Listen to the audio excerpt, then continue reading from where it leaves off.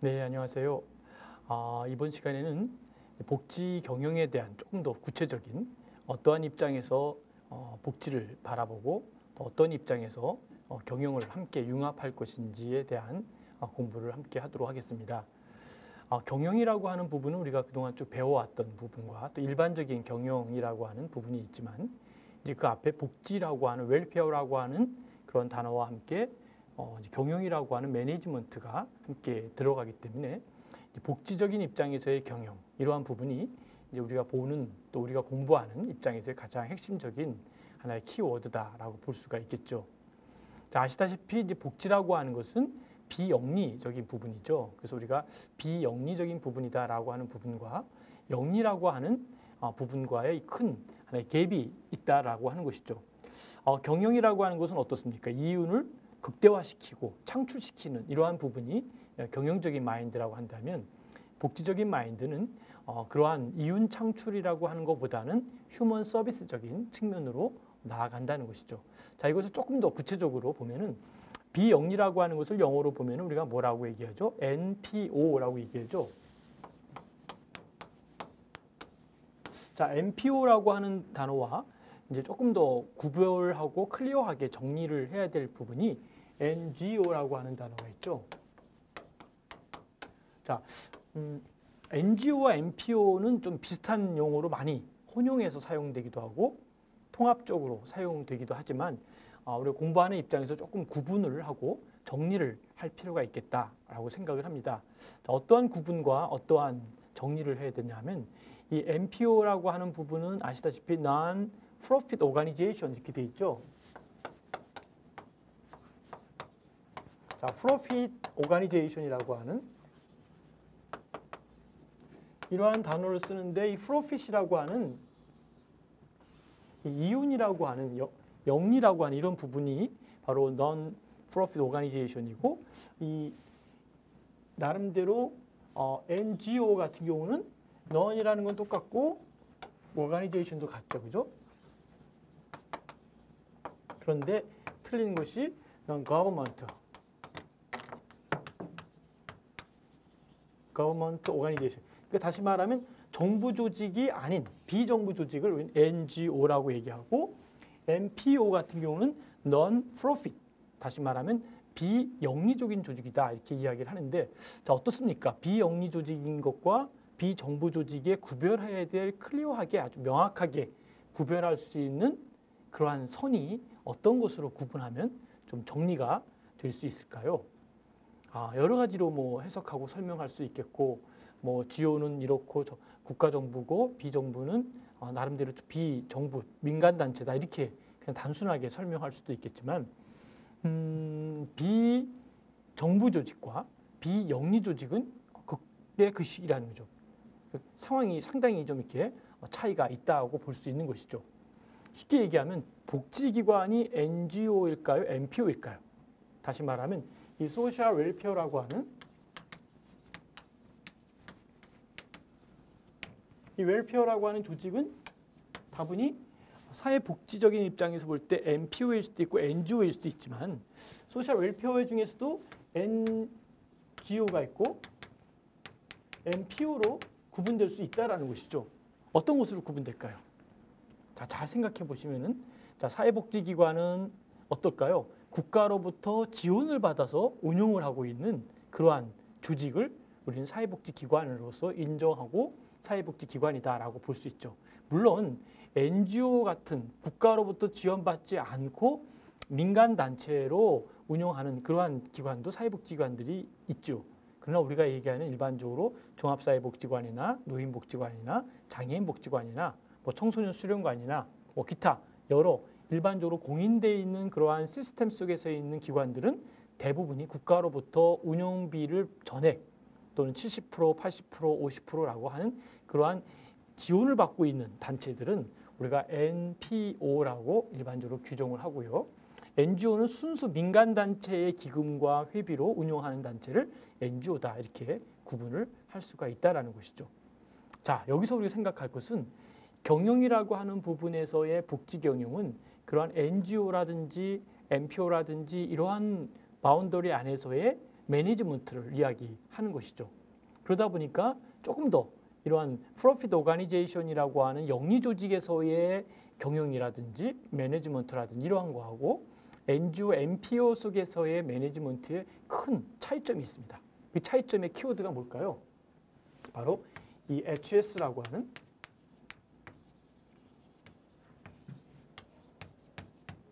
HS라고 하는 휴먼 서비스죠.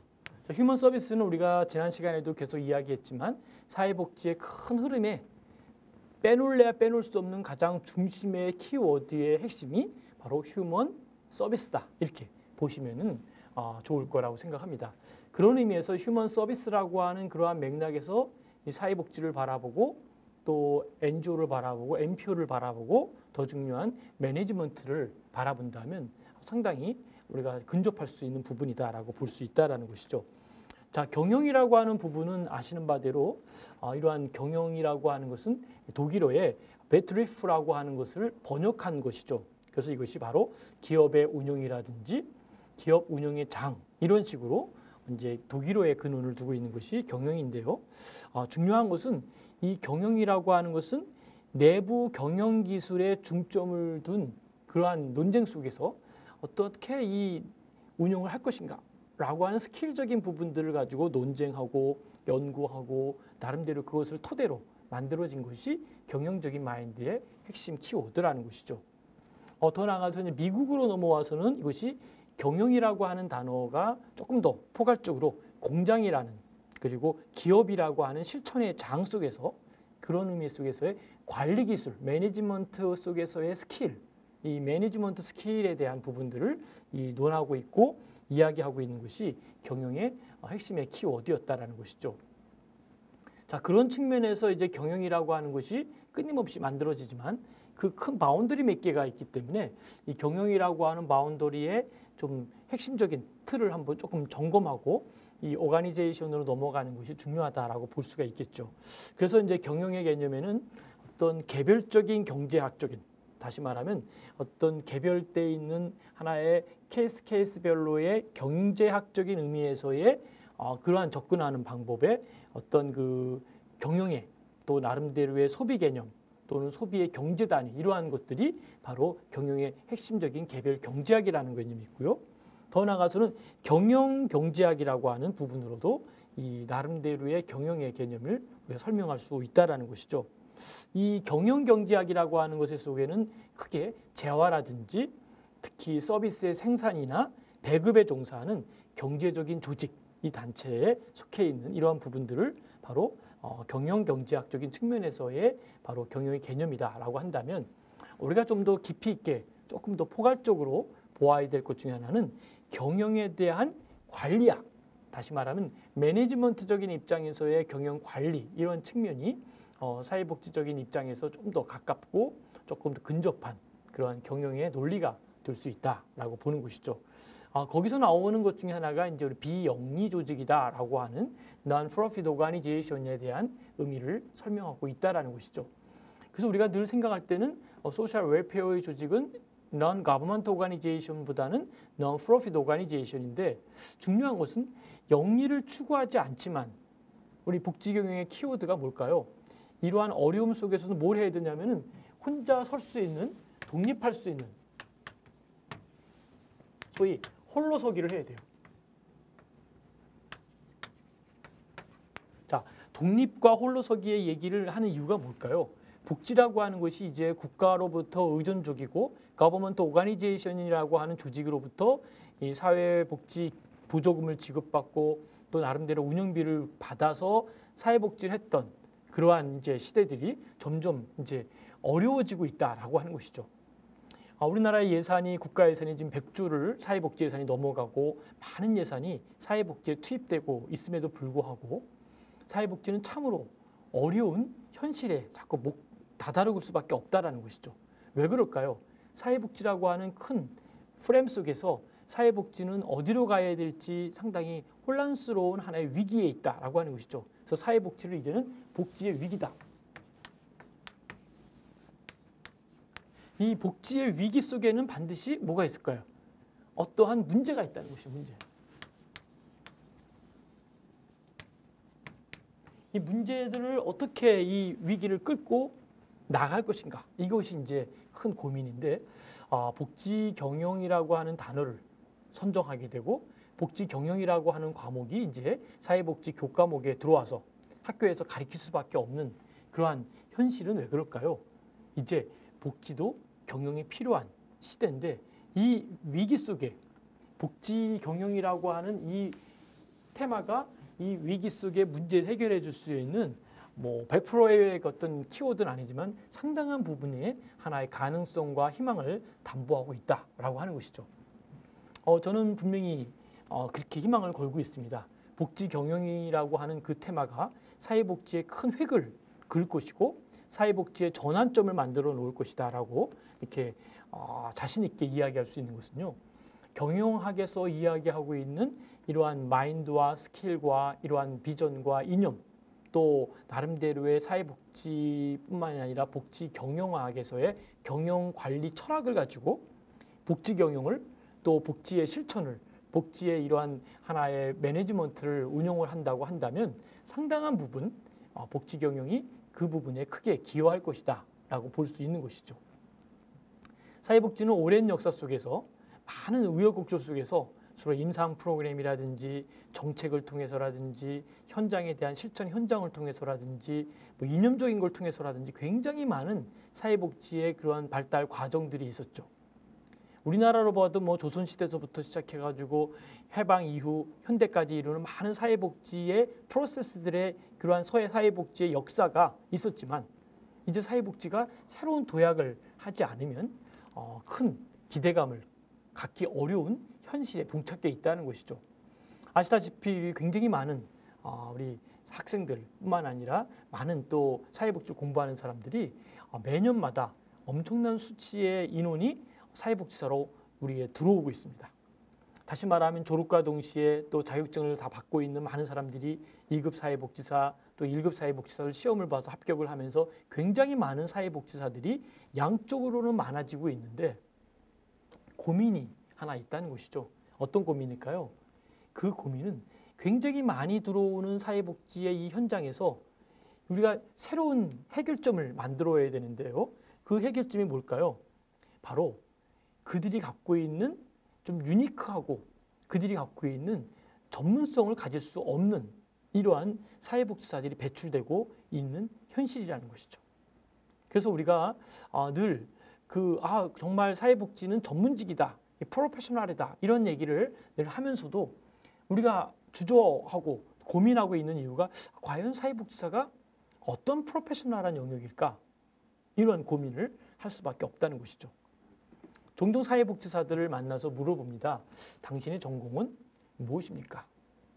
당신의 프로페셔널한 영역, 쉽게 얘기하면 당신이 프로로서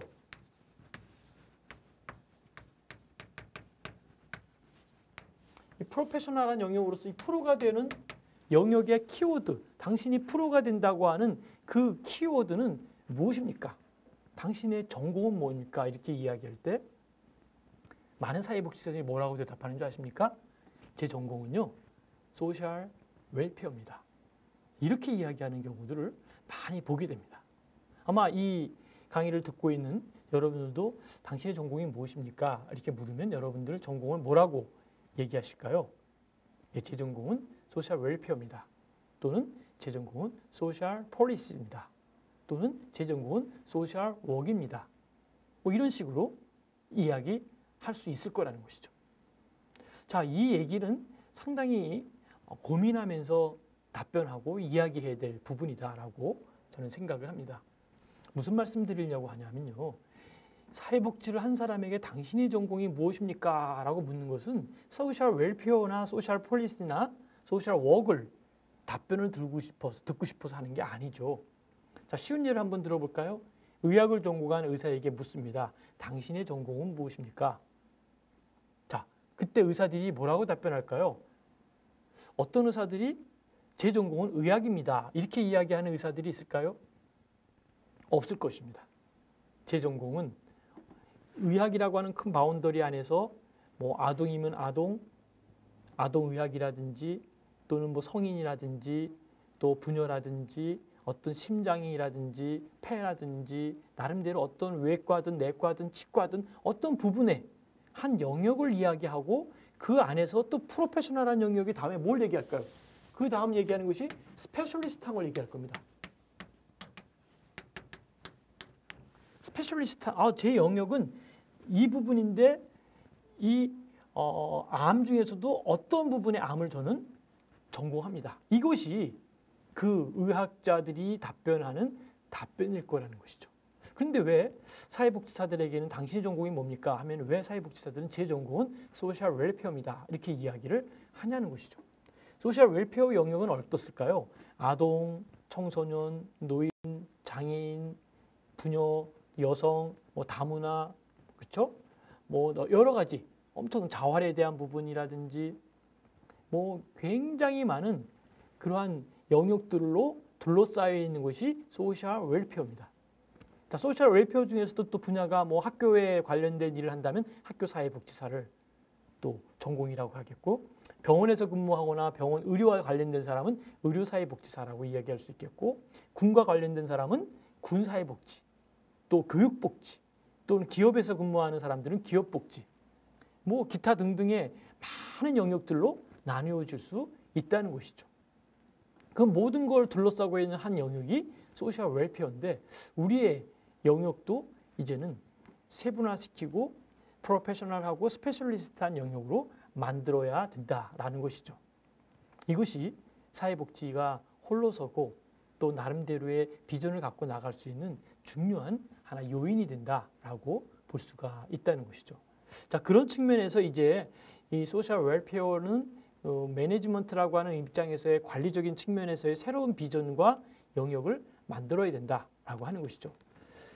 자, 그런 다음에 우리가 생각할 수 있는 것은 이런 경영이라고 하는 부분은 경영이라고 하는 것은 새로운 여러 가지 영역들의 경영이 많이 있지만 그중에 하나 우리가 깊이 생각할 것은 그 어떠한 의사결정을 할 때에 어떤 마인드로 어떤 그 백그라운드를 가지고 어떤 이론적인 틀을 가지고 결정하고 나아가느냐 이런 부분들이 매우 중요하기 때문에 그러한 부분들을 가리켜서 우리가 의사결정 지향적 경영학이라고 하는 것을 한번 생각해 볼 필요가 있다는 것이죠. 자, 의사결정을 한다. 의사결정이 뭘까요? 많은 어떤 이론적인 것과 많은 이론들이 또는 많은 의견들이 막 모아졌을 때 그것을 나름대로 토론하고 고민하고 결정한 다음에 하는 것이 의사결정 지향적인 경영학을 우리 논할 수 있다는 것이죠. 그래서 이러한 의사결정 지향적인 그러한 경영학을 논하고 이야기하고 또 보면서 생각할 수 있는 이러한 부분들이 바로 상당히 중요한 영역으로 자리매김할 수 있다라고 하는 것이죠. 자, 그런 의미에서 이제 특별히 근대 관리론을 대표했던 버너드 사이먼이라고 하는 학자는 뭐라고 얘기했냐면 경영이다라고 하는 것을 뭐라고 얘기했냐면 조직을 조직을 구성하는 것이고 또 운영하는 것이다. 그리고 또한 의사결정을 하는 것이다. 여기에 이제 우리가 핵심이 있는데요. 경영이 뭡니까? 하는 것은 경영은 의사결정을 하는 거예요. 많은 이론들이 있지만 많은 의견들이 있지만 또 많은 이견들이 있지만 다른 많은 의견들을 모아서 CEO가 경영자가 A는 B다 다 결정하는 그렇죠? 나름대로 A는 B다라고 결정할 수 있는 의사결정의 그러한 결정적인 모든 프로세스가 바로 경영이다라고 하는 것이죠. 근데 그 경영을 어떻게 할까요? 그냥 즉흥적으로 하는 건 아니겠죠. 나름대로 많은 인포메이션과 많은 널리지와 많은 경험을 통해서 그 직관을 갖고 또 하나의 데이터를 갖고 그 인포메이션 속에서 새로운 디자인을 해버리는 것이 바로 경영의 핵심이다라고 하는 것이죠. 자, 소셜 웰페어 같은 경우도 마찬가지죠. 소셜 웰페어도 클라이언트를 만난 다음에 클라이언트에게 무언가를 결정해 줘야 돼요. 결정해 줄 수 있는 그런 매니지먼트의 파워, 스킬, 디자인이 있어야 된다는 것이죠. 자, 어떻습니까? 우리 몸이 아파서 병원에 진료를 받으러 가면 이제 진찰하기 전에 나름대로 체크도 하고 몸무게도 재고, 키도 재고, 혈압도 재고 나름대로 기본적인 것들을 한 다음에 전문 의사에게 가서 전문 의사가 환자를 진료합니다. 진료. 소위 진단하는 디아그노시스의 과정을 거치죠. 그럼 환자는 그 환자와 그 병원 의사는 전문의는 환자와 이 몇 마디 이야기 나누고 진찰을 해보고 조금 더 사회과학적인 아니죠 이런 그 의학적인 의학 관리 과학적인 걸 가지고 쭉 한번 촬영도 해보고 초음파 검사도 해보고 그리고 나서 의사는 클라이언트 환자에게 당신은 이러이러한 부분에 문제가 있고 아픔이 있고 또 이 부분이 손상되었기 때문에 치료를 받거나 또는 수술을 해야 될 것 같습니다. 이렇게 진단을 하고 그에게 알려줍니다. 자, 그러면 의사는 그렇게 몸에 대한 아픈 부분을 잘 관리한 부분에 대해서 이야기해 주는 부분이 있는데 소셜 워커들은 어떻게 해야 될까요? 클라이언트를 만나서 정확하게 그 부분을 이야기해 줘야 돼요. 당신은 이러한 부분에 정신적인 또 임상적으로 볼 때는 당신이 이러한 부분이 당신은 문제가 있고 이런 부분을 치료받고 이런 부분이 개선돼야 되겠습니다. 라고 정확하게 진단할 수 있는 그러한 인사이트적인 그러한 능력과 그러한 부분에서의 전문성이 있어야 된다는 것이죠. 이게 이제 소셜 워커로서의 하나의 전문적인 영역이다. 그리고 중요한 포인트인데 이 클라이언트를 만나서 아무리 상담해보고 여러 가지 해더라도 아무런 본인이 진단하지도 못하고 대안도 못 내리고 그것이 하루가 아니라 일주일이 넘도록 한 달이 넘도록 아무런 대안도 처방도 프로그램도 만들어내지 못한다면 그 소셜 워커는 자기의 제 기능을 제대로 못하는 것이라는 것이죠. 사회복지는 휴먼 서비스라고 이야기했는데 휴먼 서비스라는 영역을 하면서도 불구하고 왜 우리는 휴먼에 대한 매니지먼트를 잘 못할 것일까? 이것은 사회복지에 저는 교육에 대한 문제에도 반드시 있다라고 생각합니다. 교육의 커리큘럼 상으로 그들을 진단하거나 그들에 대한 처방을 할 수 있는 그러한 카파시티를 능력을 가질 수 있도록 그러한 스킬이나 그런 능력을 학교에서 제대로 배우지 못했다는 것이죠. 왜 그럴까요? 왜 그럴까요? 저는 여러 가지 이유가 있겠지만 이 사회복지의 큰 고민이 현장성이 없는 것이 가장 큰 고민이고 가장 큰 사회복지의 하나의 맹점이다라고 봅니다. 사회복지는 이 데스크에서 그냥 혼자 공부하고 컴퓨터로 공부하는 그러한 과목이 아니라는 것이죠. 당연히 사회복지의 키워드는 뭘까요? 당연히 사회복지는 뭐가 있어야 될까요? 이 필드가 있어야 돼요. 필드. 이 필드라고 하는 현장을 갖고 있지 않는 그러한 사회복지 영역은 어떻게 보면 반쪽짜리의 사회복지밖에 될 수가 없다는 것이죠. 사회복지는 반드시 프랙티스할 수 있는 현장을 갖고 있어야 돼요. 의사들이 왜 우리가 그들을 프로페셔널하고 그들이 왜 스페셜리스트하다고 이야기할까요? 의사들은 환자를 진료하는 하나의 세팅된 장소의 필드가 그들에게 있다는 것이죠. 진료를 하지 않는 환자를 다뤄보지 않고 수술도 안 해본 의사로서 그를 훌륭한 의사라고 칭할 수 있는 어느 누구도 아무도 없을 것입니다.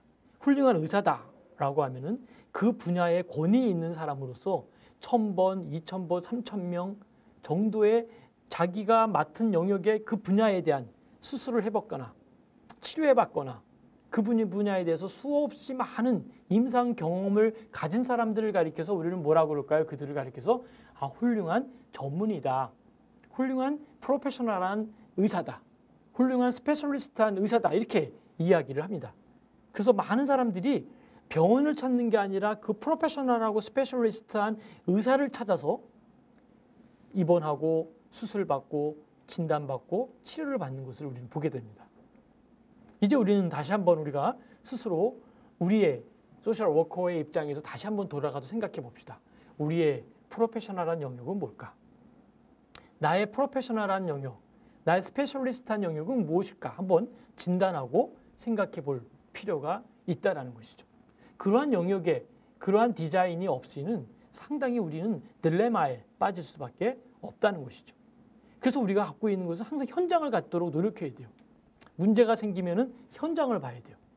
문제가 생기면 그 현장 속에서 그 문제의 근원을 찾아내야 돼요. 현장을 떠나서는 우리는 제대로 알 수가 없습니다. 자, 우리가 어떤 사건이 터지면 그 사건의 현장에 반드시 출동합니다. 경찰들이 사건이 터지면 현장에 출동해서 그 속에서 현재적인 상황을 살펴보고 또 지문도 채취하고 증거품을 찾기 위해서 수없이 많은 인원과 그다음에 과학적인 데이터를 가지고 그리고 실험을 통해서 그 사건 현장을 여러 가지 각도로 봅니다. CCTV 찍힌 자료들을 보고 목격자를 찾고 그 사건의 현장에 머리카락 하나라도 잡기 위해서 열심히 찾아냅니다. 왜 그럴까요? 그 현장 속에 답이 있다는 것이죠. 우리가 소셜 워커로서 우리가 큰 하나의 맹점이 자꾸 현장으로 가는 부분을 자꾸 줄이고 현장과는 자꾸 괴리되고 자꾸 갭이 넘어지는 거예요. 멀어지다 보니까 현장에 대한 새로운 그 안에서의 팩트를 찾아내지 못한다는 것이죠. 사회복지 정책학자라든지 사회복지를 논하는 많은 이론들이 왜 문제가 있을까요? 현장을 모르고 결정을 하는 거예요. 많은 법들이 만들어 놓고 또 그 법을 개정하는 이유가 뭘까요?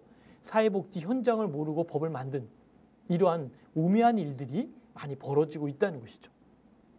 이러한 일들이 이제 사회복지 현장에서 가장 비근한 예로 사회복지 2급과 1급을 만들어 놓고 어처구니 없는 많은 비용들을 낭비하고 많은 학습에 대한 하나의 그 나름대로의 소모적인 일들을 많이 한다는 것이죠.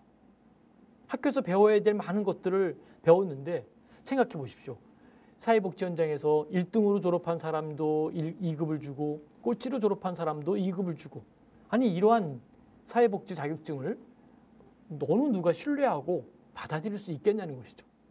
무조건 졸업만 하면 사회복지 2급을 주는 이런 어처구니 없는 그러한 사회복지 현장의 경영 논리는 바로 우리가 스스로 우리의 잘못을 시인하고 우리가 인정할 수밖에 없다는 것이죠.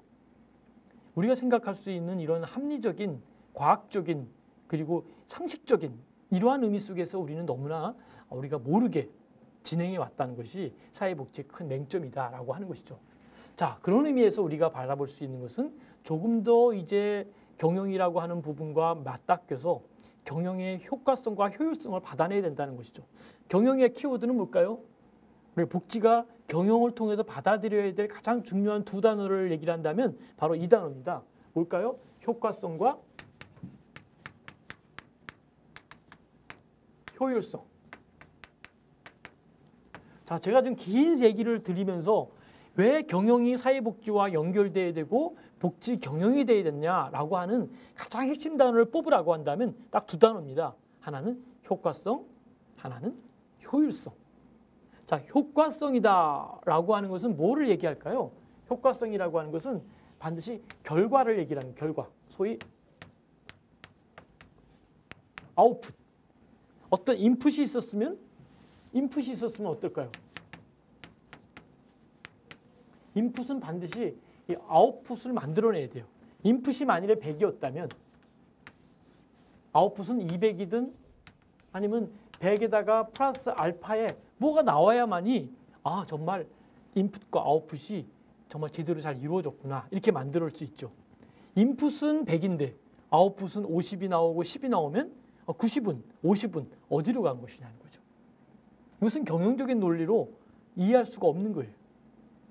자, 소셜 웰페어도 물론 휴먼 서비스이기 때문에 양쪽으로 정량적으로 딱 뽑아내기는 어렵습니다만 그러함에도 불구하고 소셜 웰페어도 휴먼 서비스를 통해서 그들이 바뀌는 그러한 체인징되는 그들의 마인드가 바뀌고 그들의 삶이 라이프 스타일이 바뀌고 그들의 어떤 퀄리티, 삶의 질이 바뀌는 이러한 부분들을 어떻게 될까요? 잘 눈여겨서 보고 삶의 질이 바뀌는 것들을 잘 측정하고 그레이드가 바뀌는 것을 측정하고 어떻게 하면 이들이 더 좋은, 더 나은, 더 비전이 있는 것으로 이끌 수 있는가? 그걸 만들어내야 되고 그것을 이끌어 주는 것이 당연한 것이고 소중한 것이고 필요한 것이라는 것이죠. 그런데 이러한 것들이 없이 그냥 진행한다고 했을 경우에 아무러한 결과가 나올 수가 없다라는 것이죠. 이제 어떻게 해야 될까요? 사회복지가 이제 여기까지 많은 양쪽으로 굉장히 많은 양적인 사회복지사들이 만들어졌는데 이들에게 우리는 너무 획일화시킨 부분이 많이 있다라는 것이죠.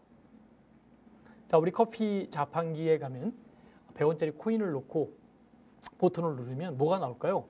자판기에 커피가 나옵니다. 원하는 커피가 뭐 아메리카노도 나올 수도 있고 뭐 밀크 커피도 나올 수 있고 뭐 라떼도 나올 수도 있고 뭐 여러 가지 자기가 원하는 기호품을 뽑아서 먹을 수가 있어요. 그런데 그러한 맛하고 직접 자기가 물을 끓이고 커피를 끓이고 커피를 양을 조절해서 자기가 만들어서 자기가 만든 커피하고 이 질적인 차이를 본다면 100원짜리 놓고 뽑은 그 커피의 퀄리티와 순수 만들고 정성을 담은 그러한 퀄리티의 커피하고는 전혀 느낌과 맛이 다를 수밖에 없다는 것이죠. 그런데 어떻습니까? 소셜 워커들의 큰 고민 중에 하나가 너무나 획일화된 교육을 받아왔어요. 저 서울에서 교육받은 사람이나 부산에서 받은 사람이나 제주도에서 받은 사람이나 너무나 똑같은 커리큘럼을 갖고 공부했기 때문에 똑같은 제품에 마치 커피 자판기 머신에서 나온 커피처럼 똑같은 맛을 내고 있다는 것이죠. 그러다 보니까 창의적이고 창조적이고 뭔가 새로운 아이디어를 만들어낼 수 있는 소셜 워커들이 드물거나 없는 이러는 것이 오늘의 현실로 많이 나타나고 있다는 것이죠. 그런데 우리가 어떤 뭐 물건을 만들거나 기계를 만들거나 이러한 기계하고 일하는 것이 아니라 우리의 대상은 누구라 그랬죠? 휴먼, 인간이거든요. 인간에 대한 공부를 하고 인간에 대한 연구를 하고 인간에 대한 스터디를 하면서도 그들에 맞는 그 도시에 맞는 또 농어촌에 맞는 또 중소도시에 맞는 그러한 소셜 워커와 그들에게 맞는 휴먼 서비스를 만들어낼 수 있는 그러한 소셜 워커들을 만들고 또 그들에게 이끌 수 있도록 그러한 기회를 주어야 될 텐데 우리가 너무나 획일화되어 있는 사회복지의 교육의 현장도 큰 고민이고 문제다라고 볼 수 있는 것이죠. 자, 그런 측면에서 이제 경영이라고 하는 부분은 조금 더 색다르게 접근을 해야 될 텐데 그런 의미에서 우리가 나름대로 어떤 의미를 가지고 소셜 웰페어로서 접근하고 소셜 웰페어로서 나가야 되는가 이것은 이제 우리가 함께 공부해야 될 과제다라고 볼 수 있습니다.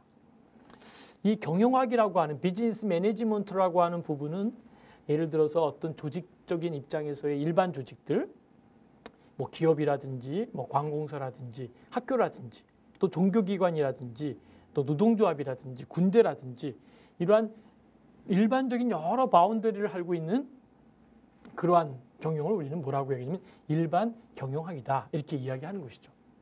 그리고 기업을 중심으로 하는 그러한 경영학을 기업의 경영학이다. 그래서 우리가 큰 틀로는 일반 경영학, 기업 경영학 이렇게 큰 틀로 만들어서 보는 것을 보게 됩니다. 그래서 나름대로 기업을 중심으로 한다면은 기업이 살아나가고 기업이 성장하고 기업의 어떤 발전을 꾀할 수 있는 많은 경영적인 이론 백그라운드가 있다는 것이죠. 그런 부분들을 배우고 그런 부분들을 연구하고 그런 부분들을 서포트할 수 있는 그러한 조직이 바로 기업에 대한 이론이고 기업 경영론이다라고 본다면 기업의 구조적인 스트럭처를 기업의 스트럭처를 연구하는 것이 뭐냐 하면 경영 조직론이라고 그러고요. 기업의 경제적인 측면을 연구하고 공부하는 것이 바로 기업의 경제론이라는 것이죠.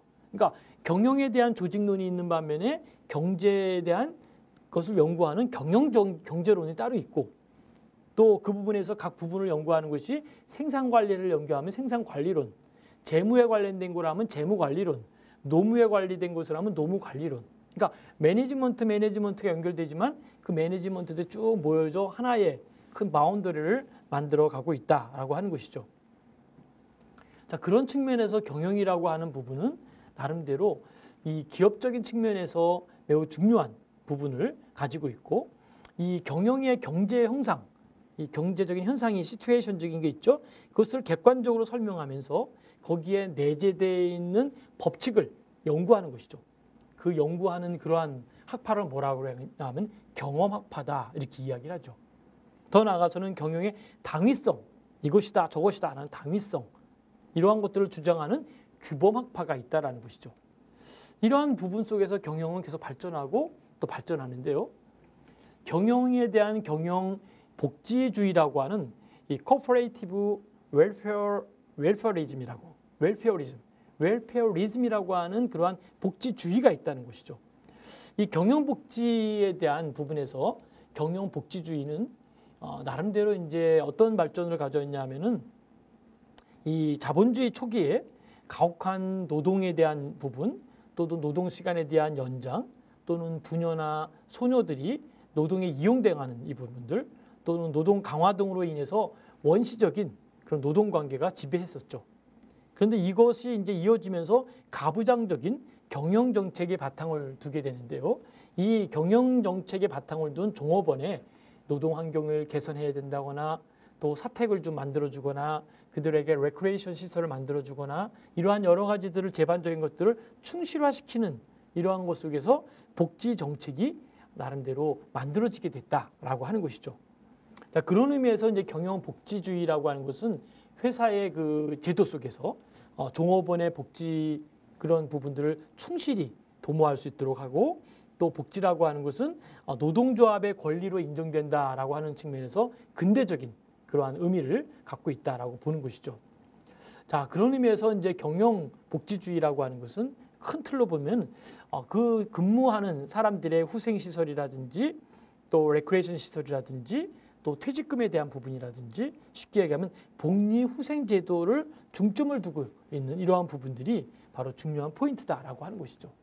자, 그렇다면 이제 이러한 사회복지는 이러한 복지적인 경영적인 마인드, 종합적인 관리를 진행하는 입장에서 경영에 대한 부분들을 좀 연결해야 되는데 복지 경영이라고 하는 것은 나름대로 소비자의 니드, 소비자 욕구죠. 소비자의 니드에 대한 서비스를 잘 창출하고 또 서비스를 이루어내고자 하는 부분 속에서 자원의 확보라든지 또 연결하는 거라든지 사회복지 수요라는 부분 또 공급에 대한 부분 이러한 부분들을 합리적으로 조정하고 또 경영하는 관계다라고 하는 것이죠. 그래서 웰페어 매니지먼트라고 하는 것은 큰 틀로 얘기를 하면 복지의 효율성과 복지의 효과성을 중심으로 만들어지는 것이 바로 복지 경영이다라고 하는 것이죠. 자, 그럼 복지 경영학은 뭘까요? 이러한 복지 경영을 이루기 위해서 사회과학과 또 나름대로 사회복지나 또 기타 사회와 관련된 많은 학문들이 경영학과 융합되는 거예요. 쉽게 얘기하면 소셜 웰페어라는 부분에다가 플러스 매니지먼트라고 하는 매니지먼트라는 부분이 연결되어서 만들어지는 이러한 부분들이 바로 복지 경영학이다라고 볼 수 있는 것이죠. 어떻습니까? 이제 뭐 복지 경영이라는 내용은 우리가 그동안 전반부에도 여러 번 언급을 했고 또 오늘 이 시간에 또 복지 경영이 왜 필요한지에 대한 중간 점검 차원에서 한번 점검하고 언급하면서 복지 경영학은 이런 것이다 라고 했는데 복지 경영은 큰 말로 뭘까요? 경영학이라는 말과 복지라는 말이 서로 어떻게 될까요? 융합되어 있는 것이죠. 융합. 자, 요즘은 융합이라는 말을 많이 사용되고 또 융합이라는 말이 상당히 인기 있는 말로 많이 자리매김하고 있는 것을 보게 됩니다. 특별히 복지에 대한 부분이 나름대로 융합되었다. 복지라고 하는 부분이 경영과 융합이 되었다. 이것은 상당히 복지계를 통해서나 또는 경영학적인 측면에서 상당히 센세이션적인 그러한 부분에 하나의 포커스가 되고 있다라고 하는 것이죠.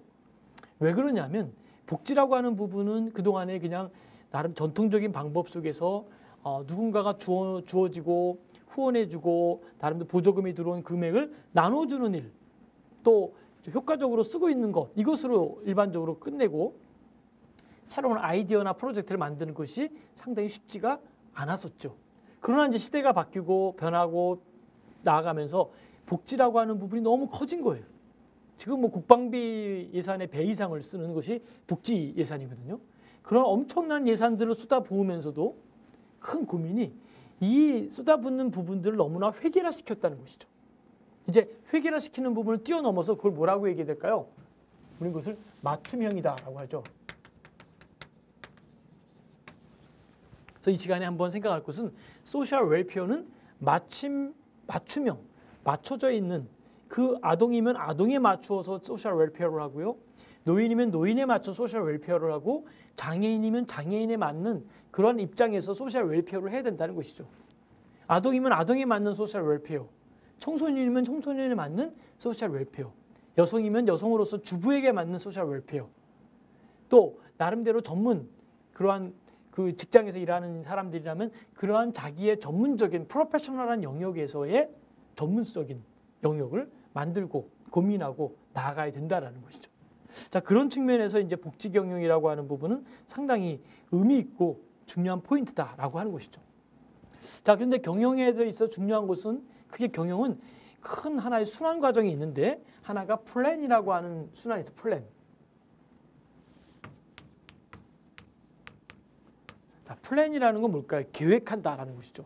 경영은 뭘까요? 한마디로 얘기하면 경영은 플랜입니다. 이렇게 얘기해도 어느 정도는 맞습니다. 그런데 플랜은 계획이고 또 그 플랜이라고 하는 것을 나름대로 좀 더 큰 의미로 또 거시적인 측면으로 또 좀 장기적인 측면으로 바라본다면 그것은 플랜은 곧 플래닝이 됩니다. 플래닝. 그죠? 그런데 이 플랜이라는 것은 플랜으로 끝나면은 안 되겠죠. 계획만 세우고 어떤 분들 보면은 그런 경우가 있죠. 막 계획만 세워요. 어디를 여행 갈 것이고 앞으로 공부는 어떻게 할 것이고 또 미래에 어떤 집을 살 것이고 어떤 차를 구할 것이고 또 이러한 부분들을 어떻게 살 것이고 계획만 잔뜩 세웠어요. 근데 뭘 안 할까요? 두는 뭘까요? 행동입니다. 액션. 자, 계획을 세웠어요. 아, 내가 언제까지 열심히 공부하고 언제까지 레포트를 쓸 것이고 언제까지 페이퍼를 써가지고 제출할 것이고 쭉 나름대로 계획을 세웠단 말입니다. 그 계획 세운 것들을 그냥 두라고 하는 것을 그대로 두면 그냥 두로 끝나면 어떨까요? 두가 더 이상 진행이 안 되고 그냥 아무것도 행동을 액션을 취하지 않고 있으면 그 플랜은 어떤 플랜일까요? 그 플랜은 아무 쓸모없는 죽은 플랜이 되는 거예요. 죽은 플랜. 그런데 이 플랜을 두로 하니까 어떨까요? 엄청난 액티브한 에너지들이 만들어지더라는 거죠. 근데 이 두라고 하는 것을 하기 위해서 뭘 해야 될까요? C를 해야 돼. C가 뭘까요? 나름대로 그 의미의 결정적인 것들을 평가할 수 있는 그러한 부분들이 두라고 하는 것이죠. 그래서 우리가 생각하는 플랜, 그 다음에 두, C라고 하는 것은 순환되어져 가는 이런 부분들이 매우 중요한 포인트가 된다라고 하는 것이죠. 자, 그런 의미에서 이제 소셜 웰페어로서의 경영자들은 이러한 이 플랜, 두, C라고 하는 걸 또 보면서도 뭘 해야 되냐면 정확하게 진단하고 결정할 수 있는 의사 결정을 할 수 있어야 돼요. 의사 결정.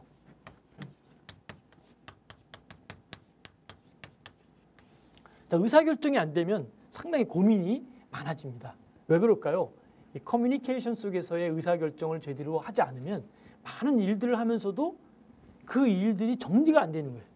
정리가 안 된다는 건 뭘까요? 결정을 안 하고 그냥 펼쳐만 놓는 거예요. 이것도 좀 하다가 또 저것 좀 하다가 왔다 갔다 하다가 결국은 정말 중요한 일을 못하고 말 때가 많이 있다는 것이죠.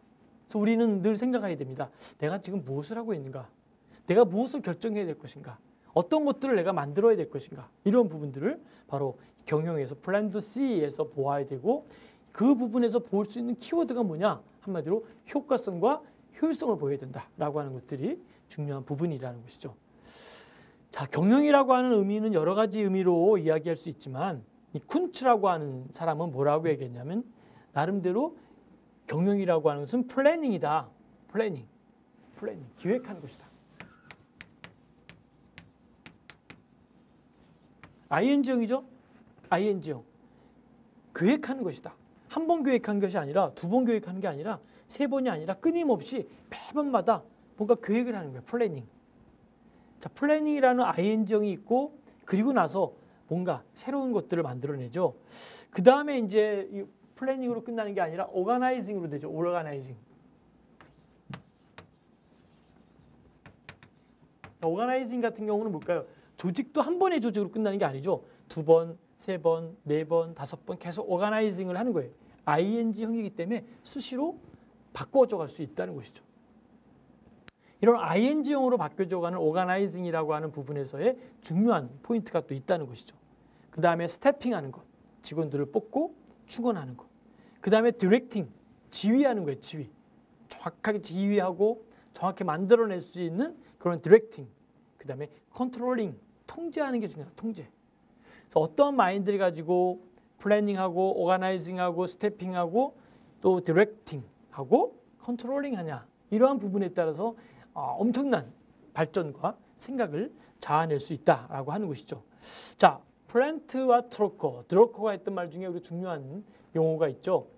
경영이라고 하는 것은 조직의 목표를 설정하는 과정이다. 다시 말합니다. 경영이라고 하는 것은 조직의 목표를 설정하는 프로세스, 과정이다. 그리고 고도의 업무 수행을 위해서 바로 이러한 그 조직의 제 자원을 효율적으로, 효과적으로 사용하기 위해서 의사결정을 하는 것이다 라고 보는 것이죠. 자, 그런 의미에서 우리가 생각할 수 있는 그러한 또 다른 영역의 마인드를 가질 수 있고요. 페이올 같은 경우도 마찬가지로 얘기했는데요. 페이올도 뭐라고 했냐면 디렉팅도 있지만 플래닝, 오가나이징, 코디네이팅, 그 다음에 컨트롤링이라는 단어로 나름대로 그 이야기를 하고 있죠. 이 베이올도 그렇고 나름대로 많은 학자들이 뭐 얘기를 많이 하는데 그 학자의 핵심 내용은 뭐냐면 항상 진행형이다라는 부분, 오가나이징 진행형이죠. 디렉팅 지휘한다, 지시한다. 그 다음에 코디네이팅, 그 다음에 컨트롤링. 항상 보면은 뭘까요? 끝에 ing로 달려서 ing. 현재 진행형이죠. 진행형. 그러니까 항상 here and now에 대한 관점과 미래를 바라보면서 준비하는 거예요. 경영은 준비하는 것이다. 경영은 미래를 foresighting 또는 미래를 바라보는 거예요. 예견하는 거예요. 예견하는 거. 그러니까 미래를 바라보면서 이런 부분을 해야겠구나 라고 생각할 수 있는 그러한 디자인과 그런 비전이 무엇보다 중요하다라고 볼 수 있는 것이죠. 그런 의미에서 이제 경영이라는 것은 좁은 의미로 바라보는 경영도 있겠고요. 넓은 의미로 바라보는 조직도 있다라고 보는 것이죠. 좁은 의미는 뭘까요? 영리적인 마인드만 갖고 바라보는 거예요. 돈을 좀 더 벌어야 되는데 조금 더 열심히 해가지고 내가 돈을 벌어야겠다라는 마인드를 가지고 자꾸 접근하면은 나름대로 이 부분이 좁은 의미로서 결정되는데 넓은 의미는 뭘까요? 넓은 의미는 모든 그 기업을 포함하거나 또는 가게나 국가 또는 지방자치단체, 학교라든지 종교단체라든지 여러 가지들을 종합적으로 바라보는 이러한 부분들이 또 하나의 나름대로 넓은 의미로 바라볼 수 있는 부분이다라고 볼 수 있는 것이죠. 자, 그런 의미에서 이제 우리는 조금 더 큰 틀로서 하드웨어적인 부분들도 중요합니다. 하드웨어적인 부분이 뭐 인적 자원을 만들어내거나 또 문적 자원을 만들어내는 부분도 매우 중요하고 또 나름대로 재무적인 지원을 통해서 나름대로 잘 할 수 있도록 연결하는 것도 상당한 부분의 중요한 포인트다라고 하는 것이죠. 자, 그런 측면에서 생각할 수 있는 것 중에 하나가 바로 소프트웨어적인 측면에서의 나름대로의 자원도 중요하다는 것이죠. 소프트웨어적인 자원은 뭘까요? 이 knowledge라고 하는 부분과 information이라는 자원이 있다는 것이죠. knowledge라고 하는 지식의 이 자원이 있는데 우리가 어떤 조직을 이끌거나 또 조직을 하나의 그 비전을 주거나 조직을 나름대로 한번 새로운 아이디어를 집어넣기 위해서는 어떤 것이 있어야 될까요? knowledge, 지식을 갖고 있어야 돼요. knowledge만 갖고 있으면 안 되겠죠? information이라고 하는 정보를 갖고 있어요. 정보. 그러니까 지식과 정보를 잘 아울러서 만들어서 그 부분을 잘 이끌 수 있다면 그 부분은 나름대로 knowledge라는 부분과 나름대로 또 다른 영역으로서의 인포메이션을 가질 수 있다는 것이죠. 그래서 인포메이션과 knowledge를 같이 갖고 만들고 연결하는 이런 부분이 무엇보다 중요하다라고 볼 수 있다는 것이죠. 자, 그런 측면에서 복지 경영의 접근은 뭘까요? 사회복지라고 하는 영역에서 경영학이라고 하는 것은 나름대로 복지를 새로운 시각으로 바라보는 것이다 라고 하는 것이죠. 그래서 나름대로 경영학을 통해서 사회복지를 신선한 느낌으로 바라보고 또 볼 수 있고 또 연구하는 이런 부분이 매우 중요한 부분이다라고 하는 것이죠. 자, 복지 경영이라고 하는 것을 우리가 바라보면서 정말 또 하나의 키워드를 얘기한다면 바로 이 싱크라는 단어죠. 싱크. 그 다음에 think different. 자, 무슨 얘기일까요? think different. 생각을 다르게 하라. think different. 생각을 바꾸는 거예요. 생각을 좀 새로운 디자인으로 만들어가는 것이죠. 그러할 때 정말 새롭구나, 새로운 영역이 됐구나라고 볼 수가 있다라는 것이죠. 그래서 think different라는 측면을 가지고 사회복지를 새롭게 바라보는 것입니다. 자, 우리가 아는 그 필립스 같은 경우도 보면은 어땠습니까? 필립스라는 면도기는 남성들에게 정말 새로운 그 브랜드처럼 늘 친근한 느낌으로 와 있었던 그러한 브랜드였죠. 필립스라고 하는 면도기를 가지고 많은 상품을 만들어서 마케팅하고 판매를 했었죠. 그래서 많은 사람들이 필립스라는 면도기를 뭐 매번 바꾸는 건 아니니까 한 번 쓰고 두 번 쓰고 계속 쓰는 동안에 매출량은 점점 줄어들 수밖에 없었었죠. 어느 기점에 되니까 상당히 위기에 생기기도 하고 이대로 판매가 되다가는 우리 회사가 큰 이득을 못 남기고 큰 난관에 처할 수밖에 없겠다 이렇게 될 수밖에 없었겠죠. 그때 한 아이디어를 내죠. 굳이 이 필립스라고 하는 면도기를 꼭 이렇게 나름대로 어떠한 그 남성들에게만 홍보하고 남성만 판매하는 것보다는 이 필립스라고 하는 그러한 면도기를 좀 컬러풀하게 만들고 또 여성들이 쓸 수 있는 그러한 그 좋아하는 그러한 디자인을 만들어서 여성들에게도 판매를 하면서 뭐라고 광고했냐면 이것을 아버지들에게 애인에게 남편에게 선물을 하면 참 좋겠습니다라는 광고 카피를 바꿨죠. 그러다 보니까 어떻습니까? 광고를 바꾸고 나서 얼마 안 있어서 점점 매출은 높아지기 시작하는 거예요. 그래서 애인에게 사주기도 하고 또 남편에게 선물하기도 하고 또 나름대로 어떤 스승들에게도 선물하기도 하고 하다 보니까 이 나름대로의 그 결과적인 아웃풋은 굉장히 높아질 수밖에 없었다는 것이죠. 결론은 뭘까요? 어떤 일이든 간에 누가 어떻게 이것을 운영하느냐라고 하는 매니지먼트의 관리에 달려 있다는 것이죠. 그러니까 우리는 이제 더 이상 내부의 환경이 이렇고 외부의 환경이 이렇고 내적인 갈등으로 인해서 이렇게 못한다라고 하는 그러한 이제 개념은 조금 접고 새로운 디자인과 새로운 비전을 갖고 나름대로 볼 수 있는 그러한 디자인과 접근이 필요하다라고 하는 것이죠. 이제 복지 경영이라고 하는 접근 방법이 바로 그러한 측면에서 접근하고 만들어진다면 상당히 유익하고 의미 있는 그런 복지 경영의 새로운 패러다임이 될 것이다 라고 볼 수 있겠습니다. 이번 시간은 여기까지 하도록 하겠습니다. 수고하셨습니다.